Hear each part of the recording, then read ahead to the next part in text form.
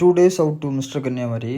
So நாளைக்கு ஒரு நாள் தான் இருக்குது. நெக்ஸ்ட்டு சாட்டர்டே வந்து ரெஜிஸ்ட்ரேஷன், சண்டே வந்து காம்படிஷன். மார்னிங் ஜிம் வந்து காலையில் ஒரு எம்டி ஸ்டமக்கில் 1 hour கார்டியோ. நான் வந்து என் வெயிட் கேட்டகரி உள்ளாடி வந்துட்டேன். ஸோ இன்னையிலேருந்து கார்ப் லோடிங் ஸ்டார்ட் பண்ணலான்னு சொல்லியிருக்காரு கோச். ஸோ ஃபர்ஸ்ட் மீல் ஒரு 50 கிராம் ஓட்ஸ், ஒரு பனானா, கொஞ்சம் ஹனி, அப்புறம் கொஞ்சம் நட்ஸ். ஆஃப்டர் மாதங்களுக்கு அப்புறம் அந்த ஹனியோட ஸ்வீட் சாப்பிட்றதுக்கு ஐயோ சொன்னால் புரியாது, அப்படி அருமையாக இருந்துச்சு.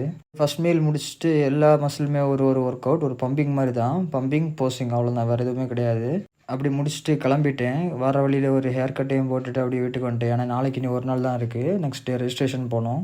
ஹேர் கட் முடிச்சுட்டு வீட்டுக்கு வந்து ஒரு 100 கிராம் ரைஸ், ஒரு 300 கிராம் சிக்கன், கொஞ்சம் கர்ட், அதையும் சாப்பிட்டு ஒரு தூக்கத்தை போட்டு எழுந்திரிச்சிட்டு நெக்ஸ்ட் மீல் சேம் ஒரு 100 கிராம் ரைஸ், ஒரு 300 கிராம் சிக்கன், கொஞ்சம் கர்ட், அதையும் சாப்பிட்டு ஜிம் வந்துட்டேன். மார்னிங் மாதிரி ஈவினிங்கும் சேம் அதே மாதிரி தான். ஒரு பம்பிங் மாதிரி எல்லா மசிலும் வந்து ஆக்டிவ் பண்ணிட்டு போஸ்டிங்.